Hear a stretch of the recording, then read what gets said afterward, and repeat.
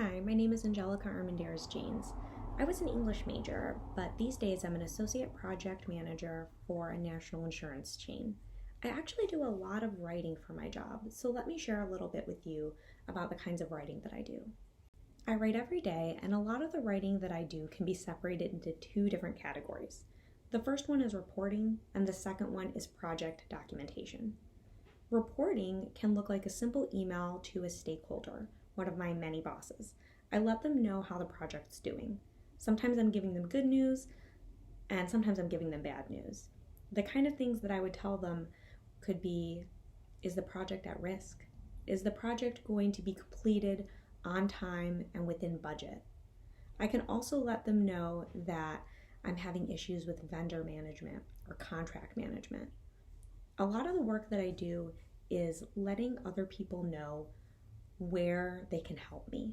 It's really a job that has to do with trust, a high level of trust and interdependence. The second kind of writing that I do is project documentation. As I mentioned earlier, I work for a national insurance company. So that means that we have a lot of regulatory bodies that pay attention to what we're doing.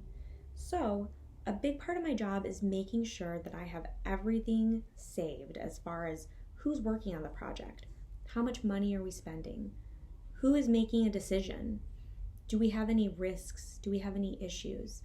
All of that needs to be compiled and saved. An example of something that I write that's a little bit longer would be a project scope or charter document.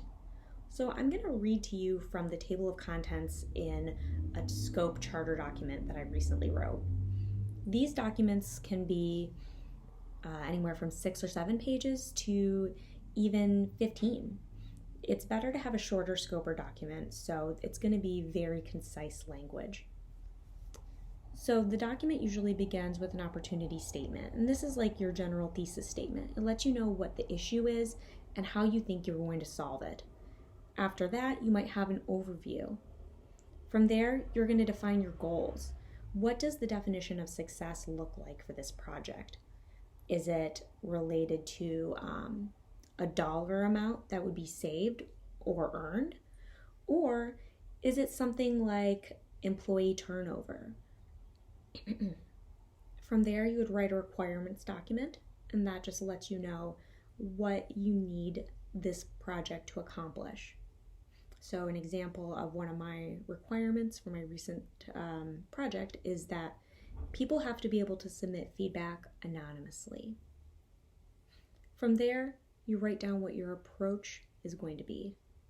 So I'm not going to go too deep into the approach because this has a lot of industry-specific jargon. So what I would recommend is if you're interested in doing writing for project management, I would recommend taking a look at this book right here. This is an ADKAR book about change management. Change management is very, very popular in the business world, and it has been for about a decade. So there's a lot of language that's specific to change management that makes good sense, and then there's some that you're going to have to learn on your own. So I really highly recommend the ADKAR book. Another book that's very popular right now in the business world is Dare to Lead by Brené Brown. Probably heard about this one already.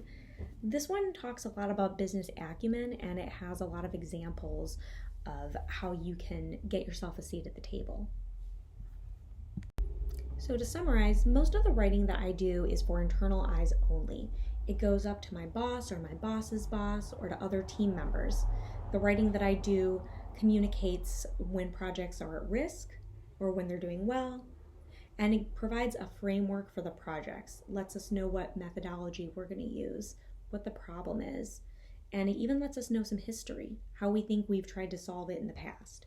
If that's something that you're interested in, I really recommend checking out the Project Management Institute. There's a lot of free articles there, and it will give you a lot of insight into the language and into what you need to do to become a project manager. Thank you.